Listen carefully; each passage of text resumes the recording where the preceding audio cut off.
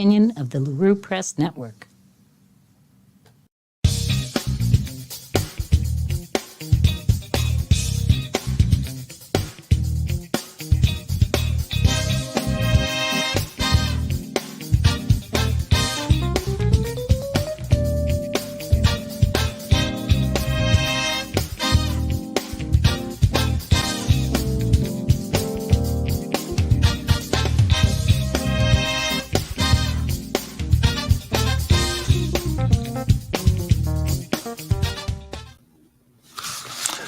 Good afternoon and welcome to Get Schooled on Education.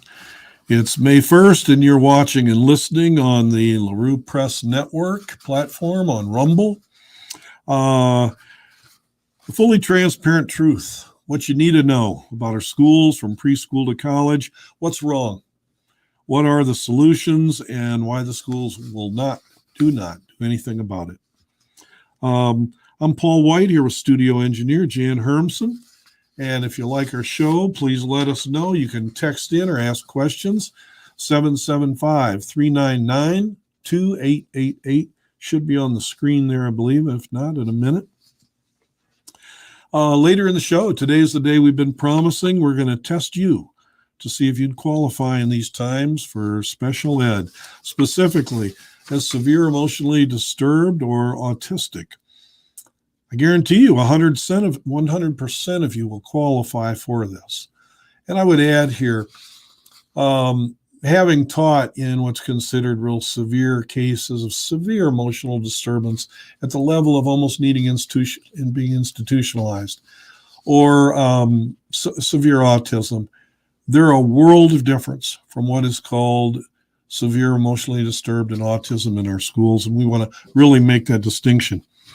So first, an update. Boy, there's a lot going on with schools out there. In Washoe County, we have our superintendent search update coming. We've narrowed it down to 3 finalists, actually 5, but the 2 out-of-towners have to realize they were just put up there as window dressing. There was never any intent to going outside of the district for it, unfortunately. And so they threw away an extra $60,000 on the search that they could have done for free in-house. So there's 3 fellows who are in the finals, and they were speaking a little more this week about what they really think and how they would solve this. And remember, this is the worst performing school district and overall education program in the nation, has been for well over a decade, not unlike the rest of Nevada, but certainly true for Washoe. So one gentleman named Paul LaMarca has been with the district. All 3 of these finalists have been with the district, it sounds like 20 plus years. And LaMarca, according to an inside source, was not even supposed to be put on the panel as a finalist. The promise was if any of the finalists dropped out, they would just go with whoever was left to pick the superintendent. But as soon as one out-of-towner left, Mr. LaMarca was put on it. So what did he say? Here's how he would say and what he believes and how he qualifies to be our superintendent. Roughly a $300,000 to $400,000 a year pay package, so you hope for some quality. He says our district is primed for success. You know, Mr. LaMarca, you've been here 20 years. We've been over the worst in the nation for well over a decade. I'd say they might be on the south side of prime. And if you really know they are, why haven't you done anything? And he says, but it will take anywhere between 5 and 10 years to correct it. But I'd be willing to do that. Well, for $300,000-$400,000 a year, you think you'd be willing? That's nice to know. And also, what have you been doing for the 20 years you've been here? I didn't ever hear you complain. He says he is responsible for our school district's, quote, data-driven culture. I've been in education my whole life at all levels. I barely know what the heck he's talking about. Why doesn't he say we just take statistics to try to see who's doing well and who's doing poorly? He says he's responsible for increasing our graduation rates. Well, they didn't say that they've increased them by refusing to allow teachers to fail any student, giving passing grades to students who don't even show up, a program like credit recovery. And as graduation rates have gone up, Mr. Lamarca, how did this happen when our testing, state and national, has gone down? Now, it would have seemed the only way you could do that is to just keep lowering the standards for graduation and making the diplomas more worthless, if that's possible, than they already are. He also said he would work on community relationships to benefit students. Well, when our schools simply lack, the kids don't come to school at the 30 to 60% rate, when half or more that do show up are using drugs every day, when it's an epidemic of behavior and violent behavior toward teachers and each other, I'm not sure what a community relationship would help that, unless it would be arresting the kids who are bad and getting away with something they should not. Or maybe you'd have the community come in and take their tests for them. I don't know. It just seemed like a ludicrous statement. And for safety, they got a question about safety. He said, safety conversations have to be continuous. Wise sounding, seems to make no sense to me. He said the district has a long way to go. Again, sir, what have you been doing for 20 years when this has been part of what's on your plate? Following up the upgrades that include a single point of entry at school sites. No, sir, as somebody who's transformed over a dozen schools, no, a single point of entry. A kid can go to any door in a building and prop it, kick it with a foot, let their friend in there. That's not an answer at all. The problem is you got to enforce the rules and have the kids stop misbehaving. And he said a new safety plan for the district has been an improvement in safety.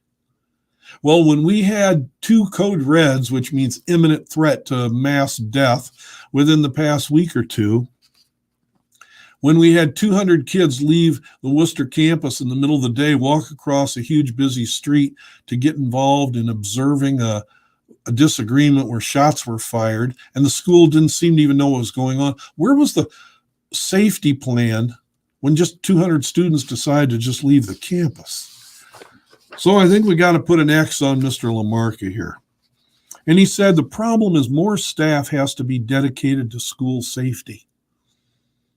What's that mean exactly? That there's a large number of staff there who say, I like dangerous, violent campuses. I don't care to do anything to make things safer or better.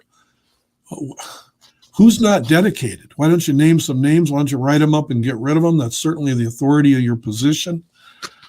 Yeah, so like I said, I don't think anybody would say, you want this guy in charge of the lives of 60,000 children and about 10,000 employees?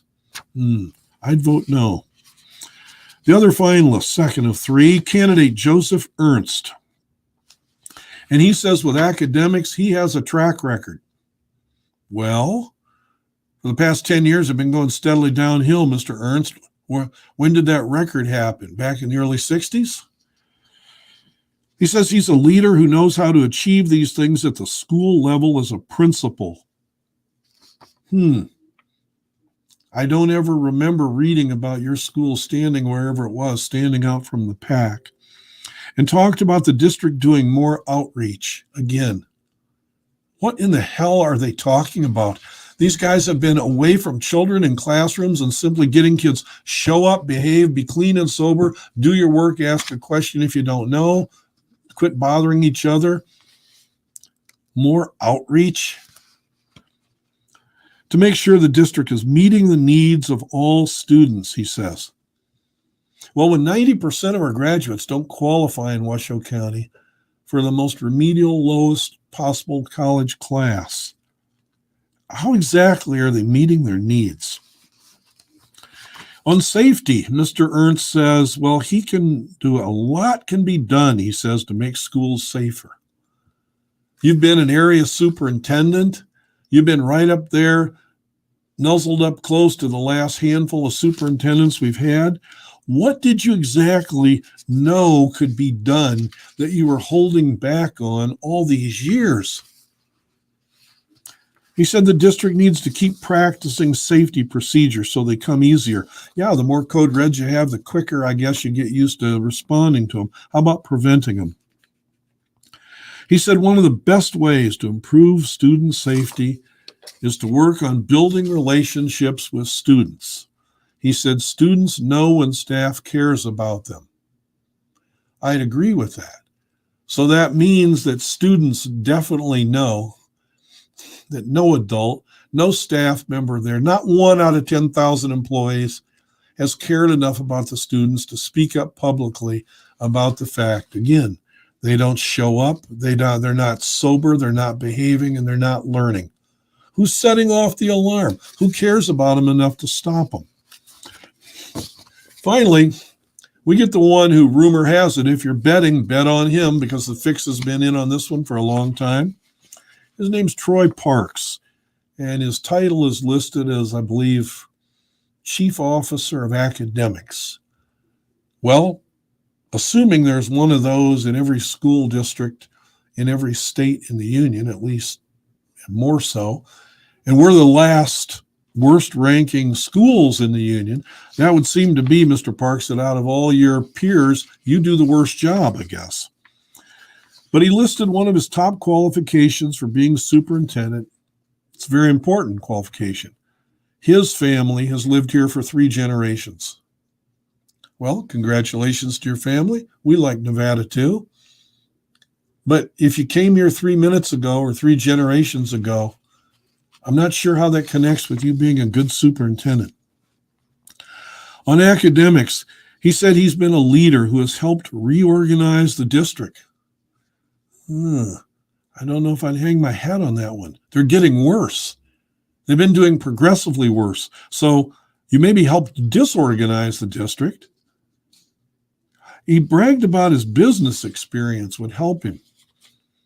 Then is there some reason to explain, Mr. Parks, with your business experience, why you haven't looked into subcontracting out non-instructional positions like about 40% of school districts do? And when they do that, they save anywhere from 20-30%. As a former charter school superintendent, I subcontracted out to private enterprises, landscaping, custodial, cafeteria, eating. We saved money on all of them. Mr. Parks says he has been giving principals clear instructions for what is expected.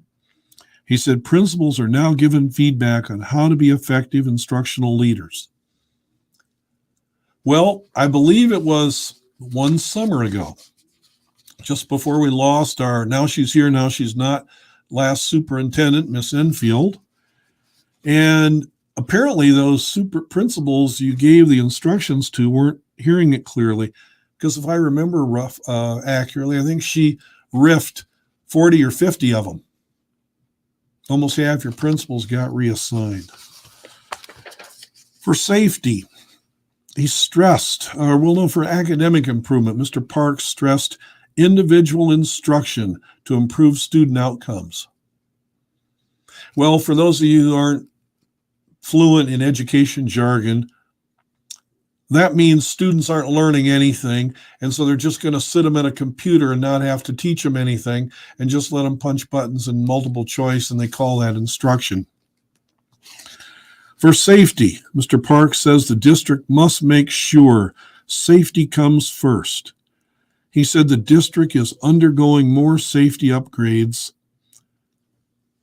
Well, I wonder if he was referring to the district's policy of, let's see, an incident in North Valley High that resulted in a murder a year ago from an undealt with issue, safety issue with kids. A recent, and they'd kept these kids who were at conflict together, a recent incident just within the last few weeks at Galena High School, one student threatening to kill another one, to shoot him, sent a video to him showing him holding the gun he was saying he was going to shoot him with. And the school district decided that protocol would be to do nothing to the boy. He's still coming to the same school where the kid who was threatened with a video and verbally in front of witnesses was. The principal said, presuming with the blessing of Mr. Park, Mr. Lamarck, and Mr. Ernst, probably all 3 of you, that yes, we'll put him back in there. And now we hear from inside sources at Galena that they let the boy come, the threat maker, but they search him every morning for guns. You have a gun this morning? Okay, come on in, go to math class. Go punch buttons in there where we're going to improve your outcomes and give you individual instruction. Mr. Parks also proved how long he's been away from making any difference in anything in schools, if he ever did, by saying he credits the district with hiring more school police. Well, as you'll learn later, school police do not make schools safer.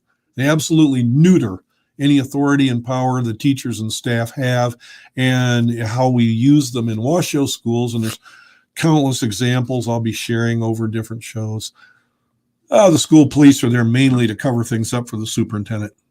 They're like a private security force to just run interference on anything that looks like it could get to the media and downplay it, lie about it, ignore it, threaten parents to back off and shut up and go away. Our school police is, to say corrupt and effective is an understatement. So there you have it. Which one of those three gems would you like to be in charge of your child's education and safety and health? I'd vote for none of the three. Say, go back and start it again, board. Another thing in the news that's interesting, we have big labor unions up here in this part of the state. Other than Vegas, we basically have Reno and Las Vegas. That's kind of it for Nevada. So the Northern Nevada Labor Councils came down with endorsements for at least a couple of individuals. One was a Perry Rosenstein, who no one's heard of, who has no experience in teaching and education at all.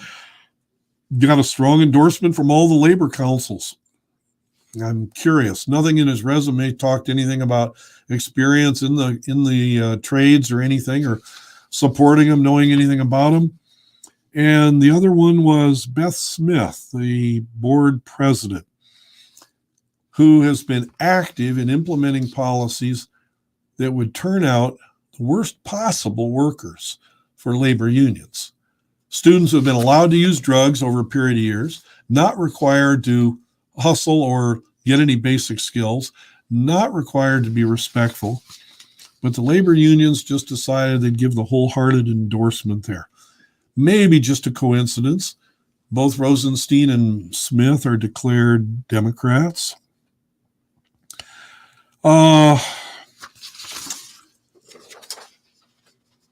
Let's see. As reported in multiple media, mass media, we've got some issues with what's going on with just ethics.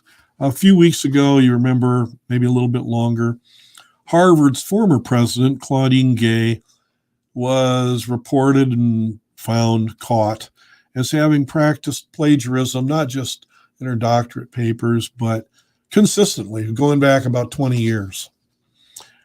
Then over at Columbia University, a gentleman named McKen, was found to have plagiarized about 20% of his papers. McKen is the DEI head, it's diversity, equity, and inclusion for the medical center at Columbia U.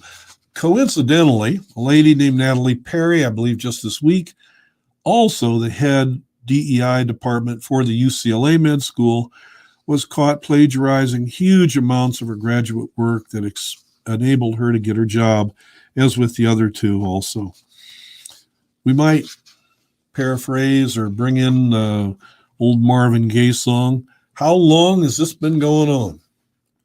And where's the uproar? Well, now, all three of these individuals we might mention happen to be black.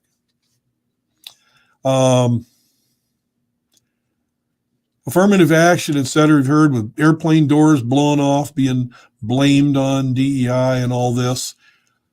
Could it be a coincidence? I don't know. Is the media suppressing large-scale plagiarism on the part of whites, Latinos, and blacks? Maybe they are. But nobody asked this question. Nobody asked, and all of these people probably got in with a variety of extra benefits simply because of race. And where's it lead exactly? Where's the punishment? Where's the outcry? Pretty much the premier university in our nation, and two other good ones, certainly. Nobody says anything. And why bring these up? Well, race is an inescapable topic when you're talking about fixing our schools, and here's why. It's an issue because they've made such a big deal out of this. I ran 12 schools. They were the most racially harmonious schools with everybody doing well in groups, high and low students in all groups, people getting along. How did we do it? By cutting people breaks because of the color of their skin? Absolutely not. I did it by simply holding every one of them accountable for what they were doing or not doing, and color had nothing to do with it.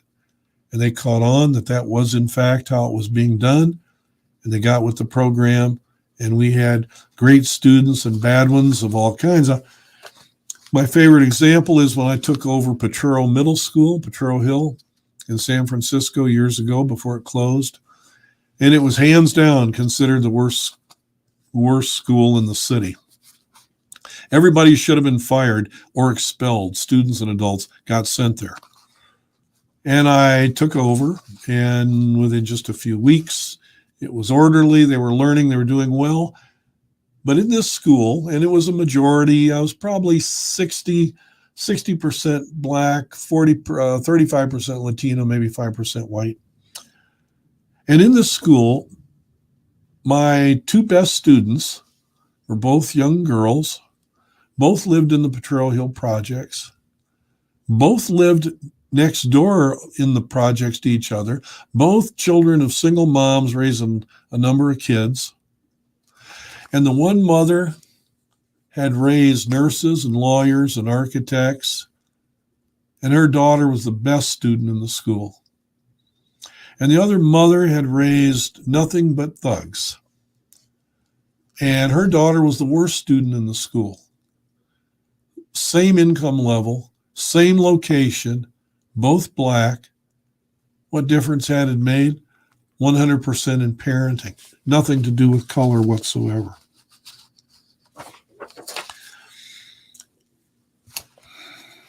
As I said, the cause of this in the schools, and this includes ours in Washoe too. When you look at test grades, they haven't changed in years, and they stack from top to bottom consistently anywhere in the country. Asians on top, followed by whites, a significant drop down, followed by Latinos, followed by Blacks. Nobody wants to talk about this. They want to talk racism. They want to talk opportunity, equity. Everybody should score the same. Nobody wants to go to the source. It's parenting, it's parenting, it's parenting, and it's the cultural values and morals that they're allowed to, that they're taught or not taught. And again, I've got armloads of proof of this in every possible situation. I've never seen it be different. This will be coming up more as we go along.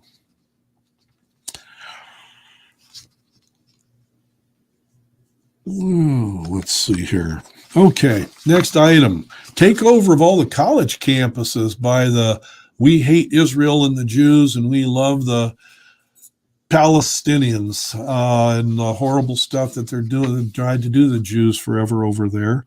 And so you saw where the campuses get taken over, get rid of Israel, get rid of the Jews. This just went on and continues. And so four colleges that really stood out were USC and UCLA and Humboldt State up north in California and Columbia University. These four stood out.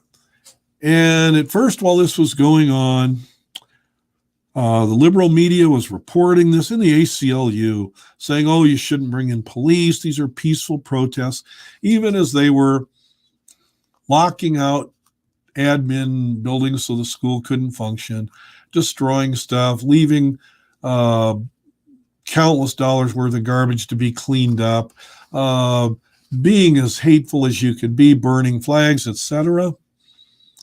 Well, it's interesting how they responded. It's just exactly a lesson schools can learn for how to bring K-12 schools into line. Harvard, which were the two? Humboldt State and USC were the first two to say, kids, we respect your right to Have your opinion on this. Hate somebody if you want to. That's constitutional right. But you're Oliver Wendell Holmes said one time, former Supreme Court Justice, my right to make a fist and throw a punch ends where your nose begins. So your right to protest and hate people ends where it interferes with everybody else at the university who doesn't feel that way, wanting to go along with their daily work. So they warned them, they said they were coming, and then in came the police and started bundling them up and arresting a few. Very interesting. Almost overnight, USC and Humboldt State all of a sudden got pretty calm.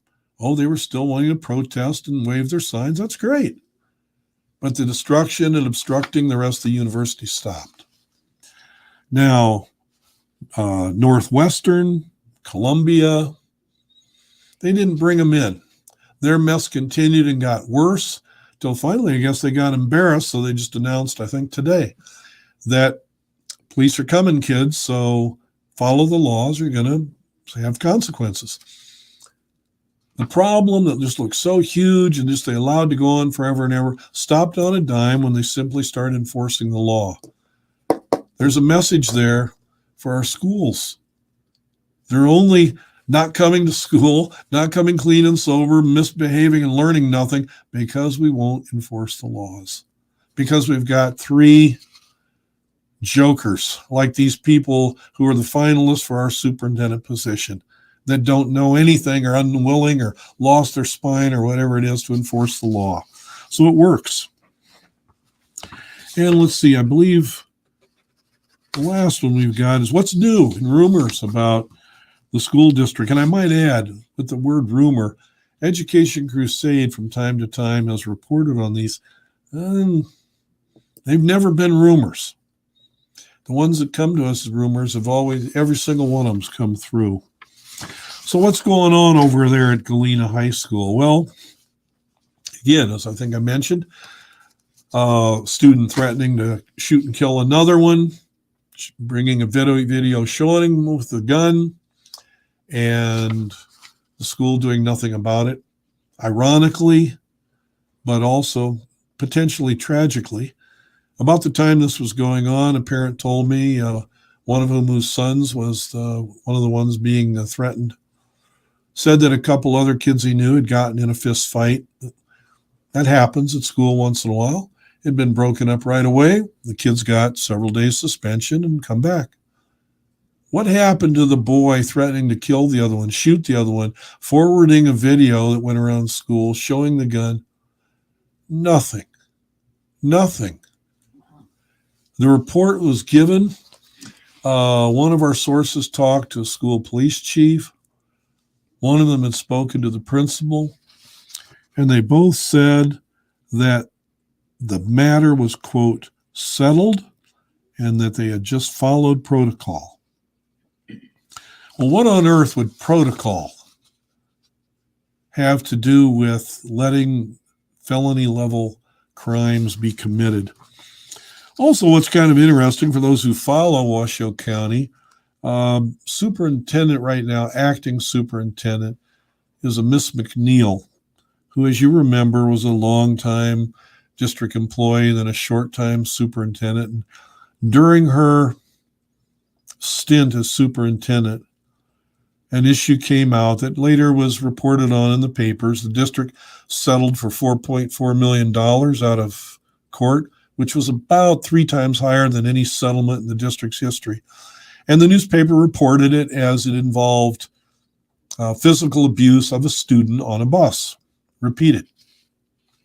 That's all. It was a private settlement, so that's all the newspaper reported. But how serious could it have been? Well, Miss McNeil disappeared on a retirement shortly thereafter. Well, here she returns, and now we've got another rumor of sexual assaults going on in our schools. And these things, it's kind of ironic. They seem to track Miss McNeil's leadership. Now, I know what you could do, Miss McNeil. You could just respond to this rumor and say why there's absolutely nothing to it. And that'd be great. We'd apologize for talking about the rumor if you did that. Also interesting, going back to the 3 superintendent finalists again, the nature of their current jobs in the district include making decisions to allow people like threatening assailants to continue going back to the same schools where are people that have either been assaulted or threatened. Who would do this? So we've got to step up. Well, I'll show you got to step up and don't debunk this rumor or start holding accountable the guilty parties. After hearing all this, just for this last week, is there any parent out there who still wants to try and explain why they're sending their child to our schools? Who's in charge? People that don't understand how to keep them safe or how to teach them anything. But here we come to, let's have something a little more fun. Let's take the special ed test to see how special are we. First of all, our special ed. What is it? It was a program started back in the late 50s, early 60s. Fine in design. Students who are severely troubled, again, severe crippling issues, blindness, deafness, severe developmentally disabled, heavy Down syndrome, etc., to give them extra help. What could be a better idea? And the federal government would help fund it. That's what it was supposed to do. And how it started up was the idea that we needed to try to do something to keep schools not separate, but still equal opportunity. So what would you do? How would you get in there? You would, first of all, a teacher, how would you get in special ed? What would really get you? Well, a teacher would notice you were having a problem in class. So it started to expand because you see, of all the kids who were in special ed in the nation, less than 5% are in those categories I mentioned: deaf, blind, crippled, severely mentally disabled. So what did they do? They started to open it up a little bit. So they said to a teacher, well, if you're having a student who's having trouble in class, learning or behaving, they kind of expanded that, let us know. So the teacher files out a referral. Then they test the child. They test them to see, well, how troubled are you? How do you spell? How do you write? Read me a little bit. Ask the teacher, give me some examples of their behavior. Okay, they do that. Then they would have a parent meeting. They would tell the parent, well, here's what it is. We think if we put them in special ed, we could help them. Pardon me. The parent would say, well, what's that going to involve? Well, at different times, it's involved different things. What they would call a pull-out class. Excuse me, one more time. They would do a pull-out, which is where the student, in the middle of his regular class, wanting to fit in with all his peers, would be told, come on, Johnny, time to go see Mrs. Smith. In which case, everybody knew Mrs. Smith taught down there in the special ed room. It's a humiliating thing. And most every kid I ever had, when I'd say, come on, you got to go. Do I have to? Well, what, if you're going to get help, to get a little better in your math and reading for an hour, who wouldn't want to go? The problem is they don't get any help in getting any better with math and reading. I'm trying to think of one child over a 50-year span when I was working in the schools. I'm trying to think of one child on a pull-out resource program, they call it, whoever came back reading more fluidly or doing math, knowing their times tables better. So they would go down, but before you could go into special ed, you had to have what they call an IEP made out for you, that individualized education plan. Again, like everything the federal government touches. Sounds good. Good in theory. And what they would do is address particularly the subjects and skills they needed to improve in. Now, the problem is this. One key to collecting federal money for special ed is that IEP then becomes their plan, and every year it gets evaluated to see Where were they? What were their goals? And did they meet them? Well, so any decent special ed teacher who didn't want to get dunned would set those IEP goals so incredibly low with already things the kid knew how to do, which would guarantee they would pass their evaluation at the end of the year. It would also guarantee the child didn't learn anything. And because kids hated being in there was just usually 3 or 4. Kids like the socialization of a classroom. You go in a special ed room and they're spaced out about 30 feet apart in a rectangle. There's maybe 4 of them in there, and you're giving them some book or some assignment that they already know how to do, and what they were working on in class looked interesting for them, but they got pulled out to come to special ed. Well, it didn't work. Then they went to something called mainstreaming. And the mainstreaming idea was, if you've got a kid who gets embarrassed a little bit, or trying to keep their self-image, pride, it's a struggle for anybody. So now this would work. Instead of pulling him out or her out to go down to special ed, into your room would come Miss Smith, the special ed teacher, pull up her chair right next to you and say, "Here, follow along." Can you imagine the humiliation this would lead to with kids? Jan, can you imagine any kid wanting to do this? That is horrible. That is horrible. It's going on for decades. Oh, For decades. and everybody knows what's going on, and it's just so embarrassing for the child. Unbelievable. And now what they've done with mainstreaming, the idea of mainstreaming was give them the help so they can stay in their class. But they're totally oblivious to the human element dealing with children and self-image and things like that. And there's so many better ways to do it. You get to what, it's not brain science learning to read more fluently. You've got to read more. You got to practice your times tables. Well, I'll tell you a little story. I had a boy who, if I'd let his mom go with what she wanted to do, she would have put him in there for math help. He couldn't do his times tables, which are a key to doing all your math, really right up to algebra. And he couldn't do them. They were pushing. They wanted to get him in special. I said, "No, you don't need to do that." And I remember specifically, we used to test at each one so get their speed up. And he was getting stuck on his 7s. His name was Scotty Clem. And Scotty was struggling with him. So I told his mom, I said, "This is going long enough. We're not going to let him go in special ed. That's a mess." I said, "He's going to be with me after school tonight. I'll bring him home. It might get late. I'll stay in touch with you on the phone. If it's too late at all, I'll buy dinner for him. Don't worry." Well, Scotty and I sat down after school, after the kids had gone, around 3:00. And what he had to do was do 24 seven times tables up to everything from 7 times 0 to 7 times 12. Do it within 60 seconds and no mistakes. And it works really well. I've done it forever with kids, and it's a good way to lock it in. Well, Scotty and I started, and 3 turned to 4 to 5 to 6 to 7. 4 hours, and Scotty was just looking, "Oh, Mr. White, I'm never going to be able to do this. I can't do this." I said, "Scotty, you were not made by a different God. He didn't make any mistake with you, or the mind that is the mind of Christ, the Bible says, is your mind." I said, "So we're just going to know that while we work on these." And by golly, come 7:00, Scotty aced it. All right. In 60 seconds. We went out and celebrated with a hamburger, I think. Took him home. And Scotty passed a few years ago. But I would guess Scotty never forgot the Battle of the Sevens. We always referred to it as. Because what did he prove to himself? That I'm not permanently flawed. That I'm as good as anybody else.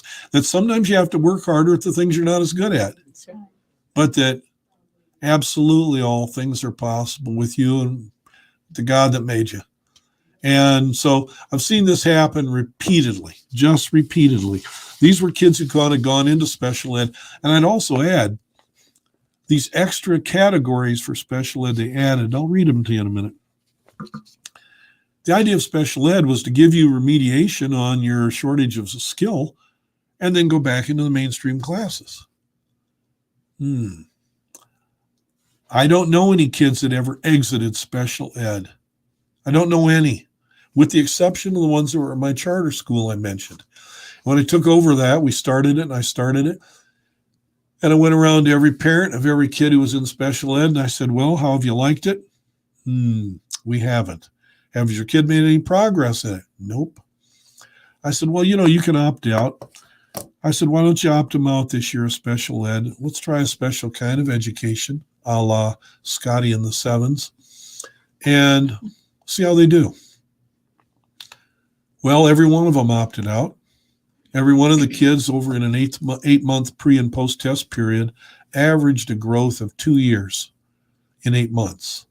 And these were kids who often, in the 3, 4 years, 5 years they'd had special ed, they hadn't made 1 year of growth over a 3, 4, 5 year period. So it can definitely be done. And then so right now, then another bizarre thing they're doing with mainstreaming now is they'll take a child who is, let's say, lesser Down syndrome or other issues where it's still significant mental struggles to where maybe making their letters or numbers would be a big thing. I've taught classes like this. You can do wonderful things with the kids. You can do the same, create the same atmosphere, create the same pushing for progress, and they feel good. These are the ones who are really, really out of it, you might say, really struggling. No, they've taken this mainstream idea of taking somebody who's just a little bit below their peers and putting them in there with their special ed teacher. No, now they want to walk down the hall and say, put in the algebra class, put in the 8th grade algebra class, a child who really is barely comprehending adding very small numbers. Well, what's that do? They can't do anything the kids are doing. Again, often the mental situation is such that they're happy to see people, and usually the kids are pretty kind to them. But the child becomes almost like a pet in the class. It doesn't help them. There's no dignity in that, and they know it. The teacher knows it's not helping. The school knows it's not knowing, but they can pat themselves on the back and saying, see, this is what equity looks like. We're giving them all the same. And it helps no one. The way to help somebody is to, one, be honest with them, and two, like I was with Scotty. I said, Scotty, it's slow going. You either got to get used to the fact that you're never going to know what 7 times 8 is, or you need to be willing to work harder and longer, and I'll do it with you. And he was willing to do the latter, and he triumphed and did well the rest of the year. But these special ed, I can't encourage you enough. Get your child out of there, whether they need a special setting, they're that low, or they simply need more practice on it and more consequences if it's behavioral issues. Well, let's take a look. What might make you qualify for being autistic? Okay, here you go. Here, from the so-called autism spectrum, here's some qualities of people who would be diagnosed as autistic in today's public schools. Do they ever have poor eye contact? And especially parents who've been around young kids, tell me if you might have seen this once in a while with your child. Do they have poor eye contact with adults sometimes? Do they not always respond when called and they pretend not to hear you? Do they often prefer to play by themselves? Do they sometimes not understand simple directions or questions? Do they not seem aware of others' feelings sometimes regarding what they're doing? Everybody's husband. Yeah. Do they have specific food preferences? And do they get a little fussy if their routine gets changed? I don't know anybody. I can say yes to every one of those at any given time. I don't think that makes me autistic, or you, or the children we have. I think it makes us looking for, I love this phrase, schools have started medicalizing social problems. Kids come up and they need help, being more respectful, being more motivated, being more patient, being more kind, being more focused about others. But you teach that. That's what parents and schools are there to teach, not to give them Here's what special ed does with your child. It gives them two diagnoses, one for why they can't learn and the other one for why they can't behave. And it gives them an excuse for failing rather than showing them a way to succeed. Well, if you made it through the autism test, let's see how you do on the emotionally disturbed test. Do you maybe lack positive social relationships with family members, peers, or adults at school? In other words, you don't get along with some people. Now, these are quoted right off the autism and the emotionally disturbed scale. Are there a certain number of those that you have to have before you reach that scale? Do you know? Good question, and here's the answer. Everything in special ed is subjective. Oh, boy. It's whatever they feel like doing. So, for instance, this is why, say in Nevada, we're approaching qualifying over 15, somewhere between 15 and 20% of our kids for special ed. There's states, other places in the union, they qualify 6%. And of course, other places, like we said, Helen Keller, her parents, you remember Helen Keller, they couldn't see, couldn't hear because of the hearing problem, couldn't talk intelligibly, to where you could hear it.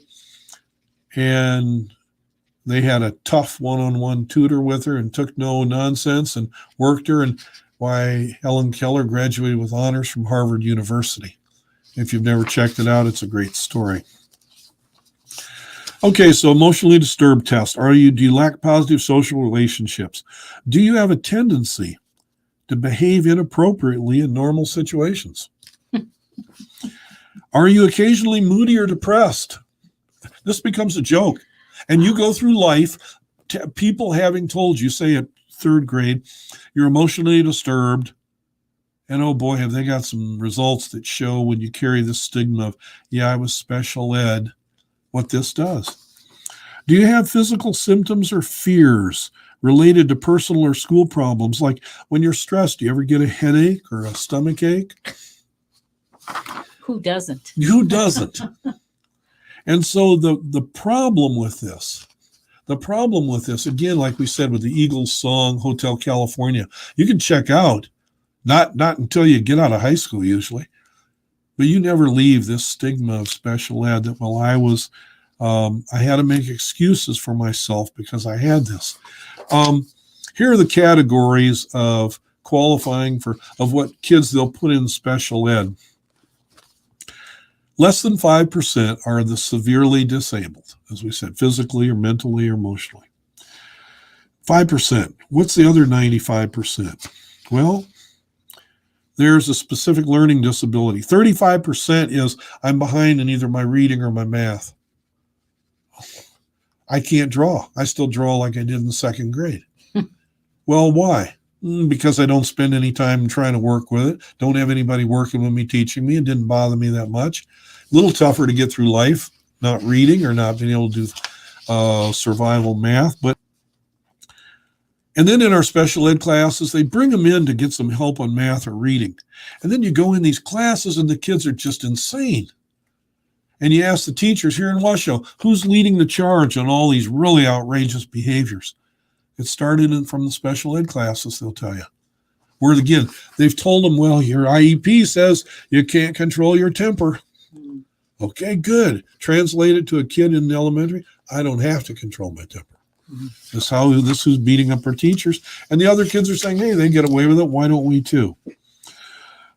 Speech language impairments, 18%.